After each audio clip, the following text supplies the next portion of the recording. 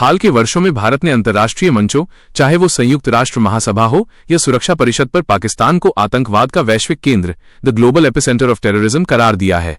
यह केवल एक राजनीतिक आरोप नहीं है, बल्कि इसके पीछे दशकों के साक्ष्य, खुफिया रिपोर्ट और जमीनी हकीकत जुड़ी है। आज की इस विस्तृत रिपोर्ट में हम उन कारणों का विश्लेषण करेंगे कि आखिर क्यों भारत दुनिया के सामने पाकिस्तान की इस छवि को मजबूती से रखता है। 1. सीमा पार आतंकवाद और स्टेट पॉलिसी। भारत का सबसे बड़ा और प्राथमिक तर्क यह है कि पाकिस्तान ने आतंकवाद को अपनी विदेश नीति के एक हथियार के रूप में इस्तेमाल किया है। भारतीय कूटनीतिज्ञों के अनुसार पाकिस्तान की सेना और उसकी खुफिया एजेंसी इसी ने दशकों से ऐसे समूहों को पाल पोसकर बड़ा किया है जिनका एकमात्र उद्देश्य भारत, विशेषकर जम्मू और कश्मीर में अस्थिरता पैदा करना है।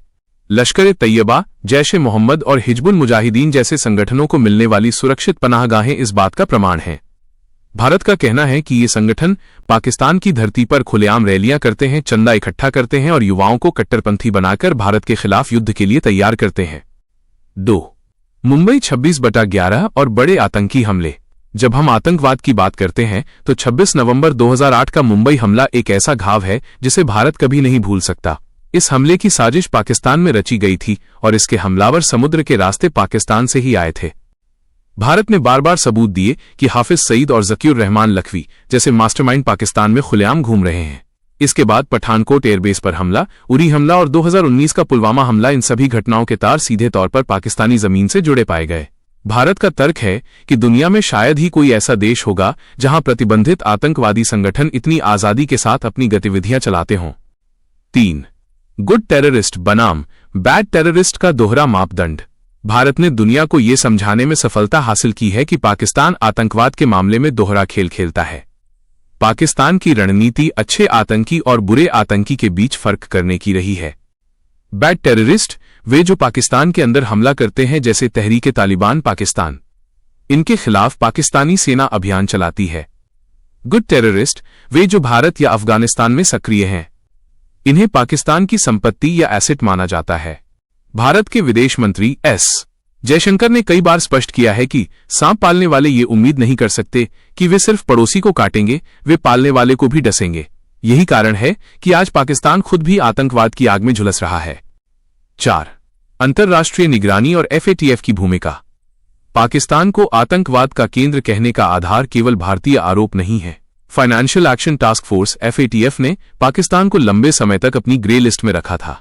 इसका कारण यह था कि पाकिस्तान टेरर फंडिंग, आतंकवाद को मिलने वाले पैसे और मनी लॉन्ड्रिंग को रोकने में नाकाम रहा था। एफएटीएफ की रिपोर्टों ने यह साबित किया कि पाकिस्तान की धरती से लश्कर और जैश जैसे संगठनों को वित्तीय मदद मिल रही थी।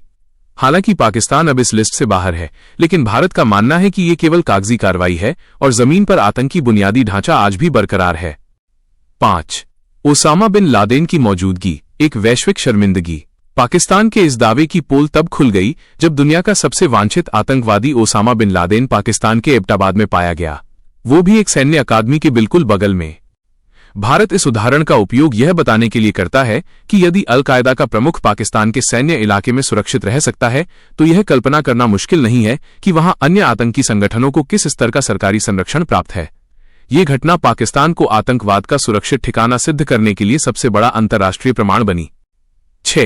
पड़ोसी देशों के साथ संबंध, अफगानिस्तान का नजरिया। केवल भारत ही नहीं, बल्कि अफगानिस्तान की पिछली सरकारों ने भी पाकिस्तान पर आतंकवाद को बढ़ावा देने के आरोप लगाए थे। तालिबान के उदय और काबुल में अस्थिरता के पीछे अक्सर पाकिस्तानी हस्तक्षेप की बात कही जाती रही है। जब कई पड़ोसी देश एक ही सुर में एक देश पर उंगली उठाएं, तो भारत का वैश्विक केंद्र वाला दावा और अधिक विश्वसनीय हो जाता है। 7. कूटनीतिक आक्रामक रुख, शटअप कॉल की रणनीति। पिछले कुछ वर्षों में भारत ने अपनी कूटनीति बदली है। अब भारत केवल बचाव नहीं करता, बल्कि अंतर्राष्ट्रीय मंचों पर पाकिस्तान को बेनकाब करता है। संयुक्त राष्ट्र में भारत की राइट टू रिप्लाई के तहत दी गई प्रतिक्रियाएं इसका उदाहरण हैं। भारतीय प्रतिनिधियों ने पाकिस्तान को टेररिस्तान तक कहा है।